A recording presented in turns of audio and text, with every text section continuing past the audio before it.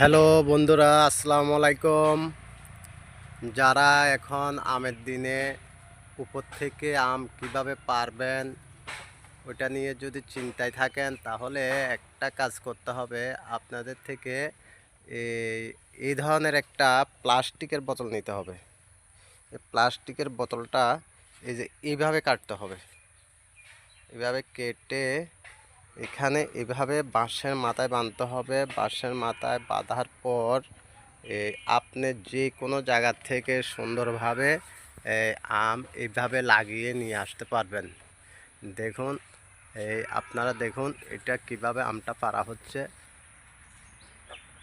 এই এই দেখুন, আমি আবার দেখাচ্ছি। এইভাবে ঢুকিয়ে যখন এইভাবে একটা টান দিবেন, ব্যাস আমটা চলে আসছে। হ্যাঁ, এভাবে যদি আম পারেন, আপনার একটা আমও নষ্ট হবে না।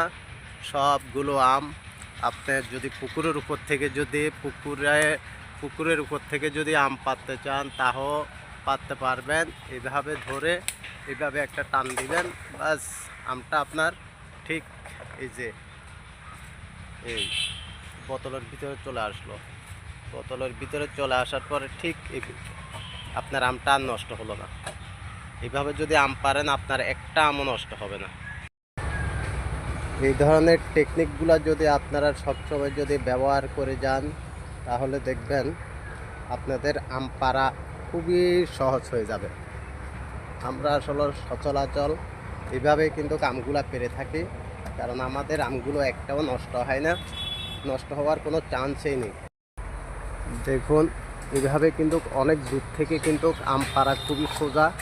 এই দেখুন, নিয়ে আসলাম, লাগিয়ে দিলাম এখানে, আমটা চলে আসলো।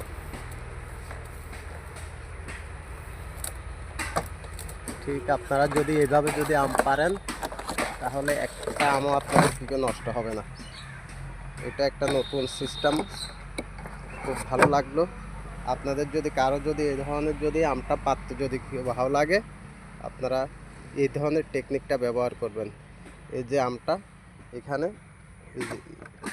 এদিকে লকে যখন লাগছে, লাগার পরে টান দিছি, আমটা সুন্দরভাবে চলে আসছে।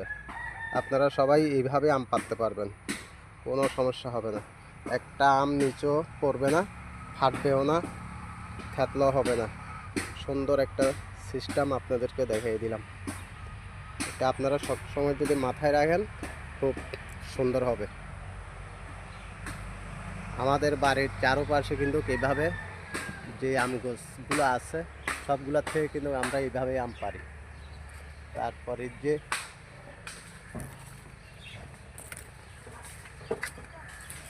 এই যে এদিকে পুকুরের উপরে যে আম গাছটা আছে, এটার আমও কিন্তু একই সিস্টেমে একই নিয়মে কিন্তু আমরা পারবো।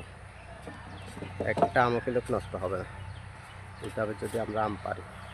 এই যে আমগুলো এভাবে আমরা এই ধরনের বোতল দিয়ে টেকনিক খাটিয়ে কিন্তু আমরা এই আমগুলা কিন্তু পারবো। একটা আম পানিতে পড়বে না, নষ্ট হবে না।